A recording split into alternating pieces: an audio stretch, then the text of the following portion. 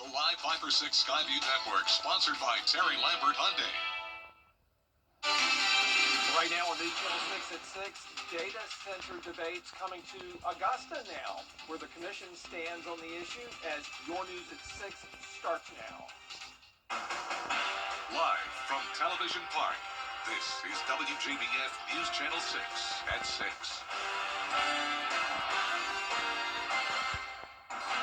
Good evening, everybody. I'm Brad Means. Thanks for joining us. Jenny is off tonight. And let's begin, shall we, with a first look at our weather. It's all that anybody is talking about. Our chief meteorologist, Jenna Petracci, keeping an eye on it all. Jenna? Yeah, that's right, Brad. I wish I had better news, but unfortunately we are seeing a higher likelihood now of a big winter storm headed across the southeast this weekend, impacting the CSRA, with the main hazard being ice. So we have issued Viper 6 alert days Saturday, Sunday, and Monday for this high potential. And we're going to be talking more about it in the full forecast, so be sure to stay with us. But in the meantime, it was a beautiful day. You can see the sunset in Thompson. Looking great, and today's almanac shows that we did start out very chilly, 28 degrees, then only made it to 53 in the afternoon. We're now down into the 40s. Aiken only at 42, 47 in Augusta. Gibson, you're at 48 degrees, and we're now at 49 in Waynesboro.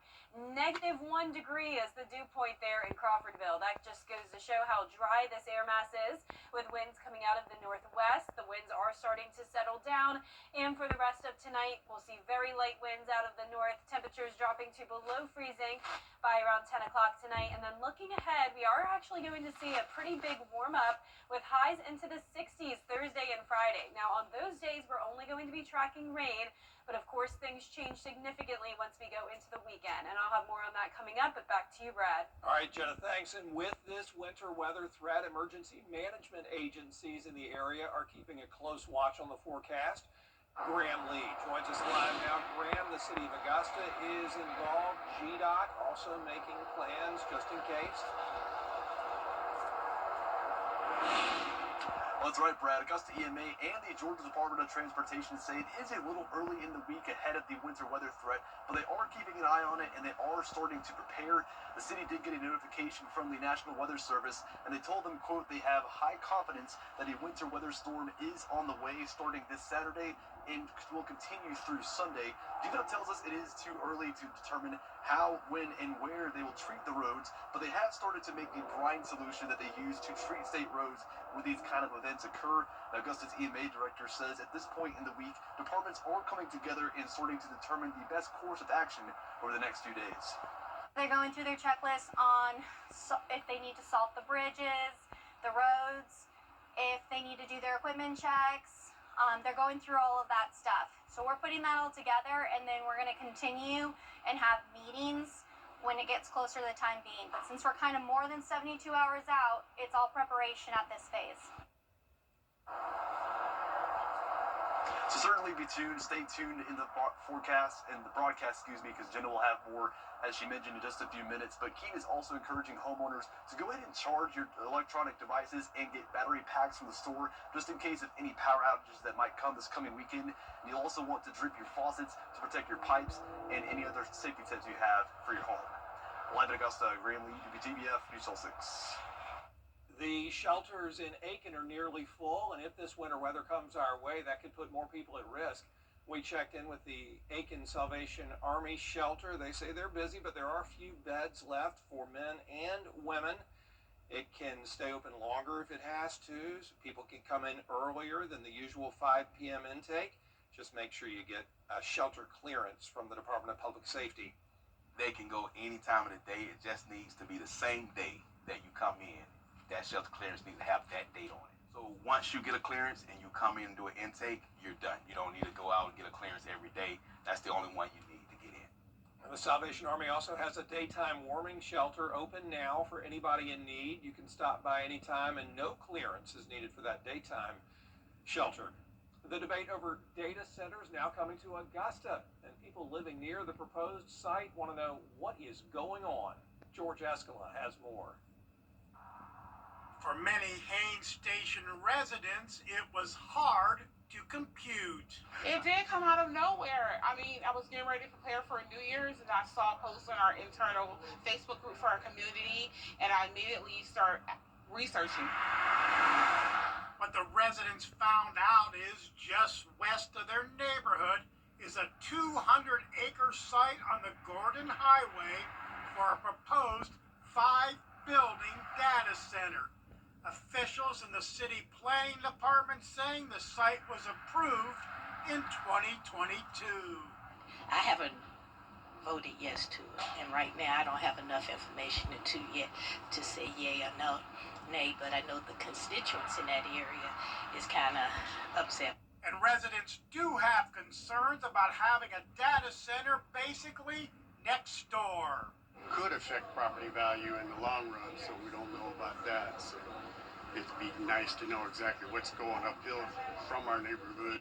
Mayor Johnson saying this is a potential data center site, even though the property is zoned for one. We definitely need to understand more finality with if it's going to happen or if it's not.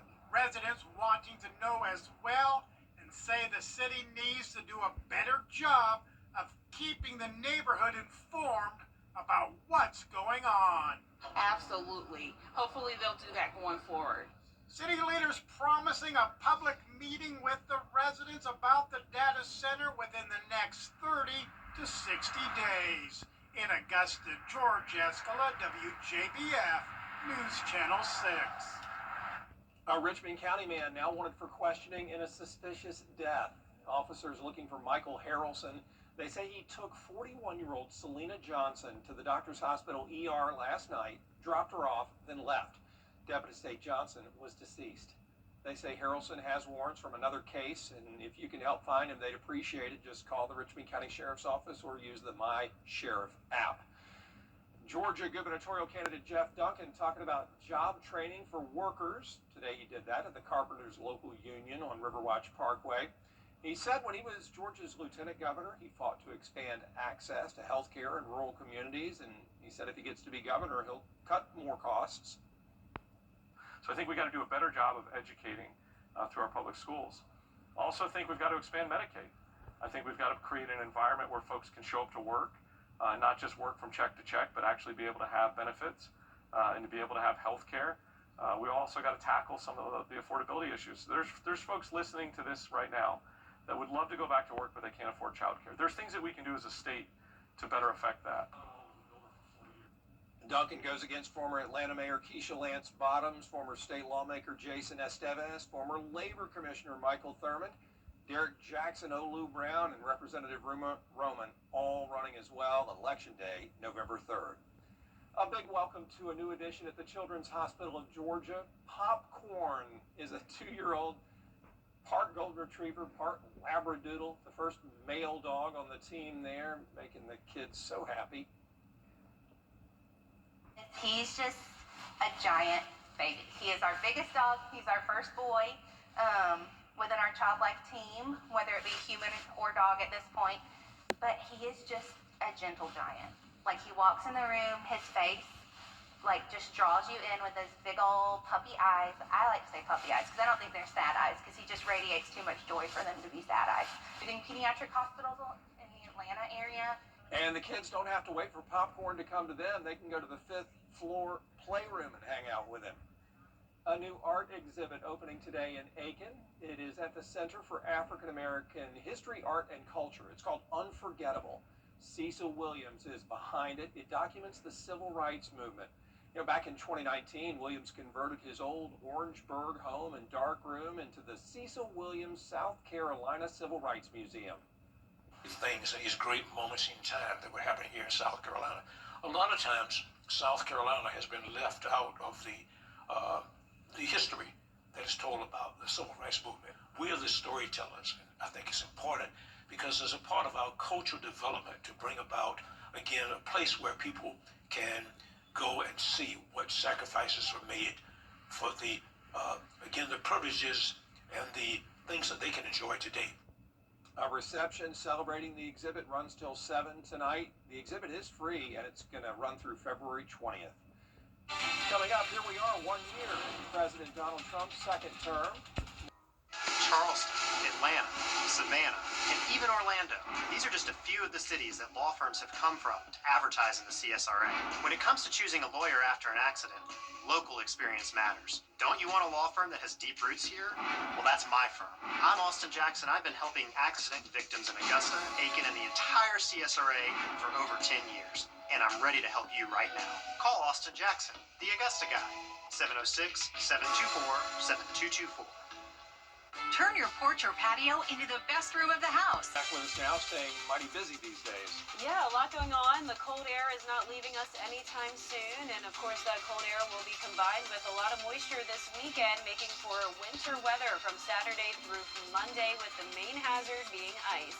I'll have your full Vapor 6 forecast with all the details when we return. One big prime. The CSRA's favorite news app is now even better, with easier access to local news, weather, and live streaming video. Download the News Channel 6 mobile app. Now, your most accurate forecast with WJBF Live Viper 6. Welcome back. We have a nice sunset happening now on our Terry Lambert Hyundai Skyview Cam in North Augusta. It was a clear and chilly day. We're now down to 47 degrees. Winds are coming in light out of the west, and dew points are very low. So we have a lot of dry and cold air in place, with temperatures now falling into the lower 40s there in Wilkes County. So get ready for another cold night. We will have a hard freeze. High pressure is moving out, though, as low pressure moves in. So we're watching this cold front to our north and west. Ahead of that, we're actually going to see a warm up over the next few days, along with more cloud cover beginning tomorrow evening. So after we get through the clear skies and the cold temperatures tomorrow, we will warm up into the middle 50s in the afternoon and becoming cloudy at night. So here's our futurecast. We are tracking rain in the next couple of days, but so far, we are just going to be seeing rain. We are going to see those above average temperatures, so that'll prevent any of this from turning into winter weather, at least for now. So you can see it becomes cloudy Wednesday night with some showers on the way, so prepare for a slight chance of rain on Thursday, a slightly higher chance of that on Friday as that cold front lingers. And then I want to draw your attention to the west of us. We're going to be tracking another low pressure system that'll form near Baja California, move across Texas, across the Gulf Coast, and then up the East Coast. And this is going to bring a significant winter storm all across the south. And this will be impacting us Saturday through Monday. It begins Friday, though, over in Texas. Notice we have several different things going on: snow, ice, and rain.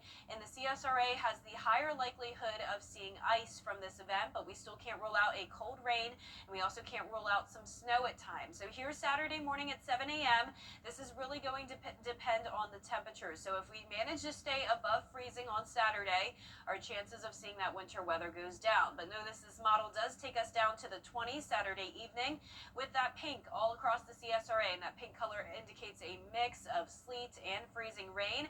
And then we'll have a higher likelihood of this as we go into Sunday. So Sunday will be the highest chance of seeing ice, but notice just to the south of us there's rain, and just to the north there's some snow, and this could linger into the start of our Monday. And after that, we are not warming up anytime soon. Temperatures are going to stay very cold next week, so it's a good idea to start preparing now for a potential ice storm. Go ahead and stock up on some emergency supplies. Make sure you have a full tank of gas, and be prepared to stay off the roads this weekend and keep your car parked away from any loose branches that could easily fall if they get coated with ice. Notice we're going to have trouble seeing some melting as we go into next week, because temperatures are dropping even more, down to 17 on Tuesday morning. Now, our low temperatures tonight also going to be frigid, so that hard freeze possible. Be sure to remember the 4 Ps. Highs tomorrow in the low to upper 50s, and that 10-day forecast is showing the alert days for 3 days. But once again, even once we get past that, we are not warming up. Highs are staying in the 40s,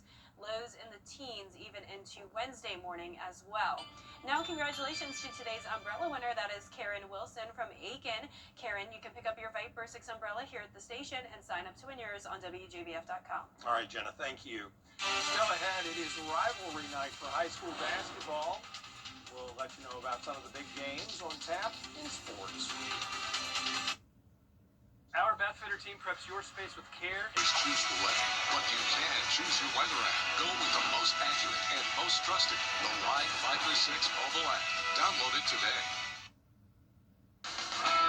Now, WJBF sports coverage you can count on.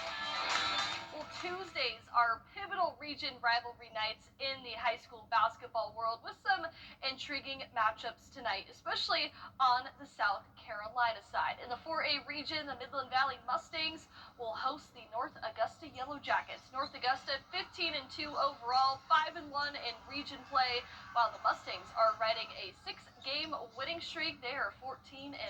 Tip-off for the boys set for 7:30 p.m. The Aiken Hornets looking to snap a 4-game losing skid tonight as they take on South Aiken. Well, this upcoming Friday, Evans High School will continue to induct members of the inaugural Hall of Fame class. Last week included 6 members and 2 jersey retirements. This week features Joe Wise, Todd Green, Terry Holder, and the 1989 baseball team. Athletic Director Marcus Diggs says there will be more athletes honored in the years to come. I just thought it was extremely important to really pay homage to all of the student athletes that came before, this current class, and just talking to some of the stakeholders within the community. There was a lot of history here at Evans High School that we needed to definitely recognize this year. The second ceremony will take place in between the girls and boys games. Well, the top half of the 3A region shaping out to be a competitive one, with Cross Creek, Baldwin, and Harlem all vying for that region title. Now, one key component of Cross Creek's success this season is junior small forward Rashad Tisby. He already has several Division I offers, including South Carolina, Rice, and Florida State. The Razorbacks 9-1 overall in conference play and have rattled off 6 straight wins. Head coach Lawrence Kelly believes that they're playing their best basketball in the month of January. I think my team has been performing extremely well. Like I said, we took some bumps and bruises against some very good teams. But I mean, we've been doing what we're supposed to do over the last couple games. The guys come in every day with the mindset to get better every single day. And I can't ask more of my guys. They play tonight against the Baldwin Braves for that first place in the 3A region. Well, on Saturday, the Masters Tournament will host a job expo on January 24th from 9 a.m. to 1 p.m. It's open to the public, plus those in attendance can meet with Masters representatives to learn more about opportunities in hospitality and concessions. It's at the Legends Club, 2701 Washington Road. That's, of course, weather permitting, Brad. Deanna, thanks. We'll be right back. I love our new tagline for George Sink Injury Lawyers. Get the GOAT. Well, technically, you can't say you're the greatest of all time. GOAT is for George's outstanding attorney team, not greatest of all time. Get the GOAT! Yes! Get the GOAT on your side and call all 9s. You've tried losing. Every hero needs a sidekick, especially for tasks like roofing. Leave that up to us, the professionals. Roof located. So you can do main character things, like the dishes. So did you fix the roof? Oh, you know it. Just another day of being your superhero. And the laundry? If your roof needs fixing, Call Mr. Hicks.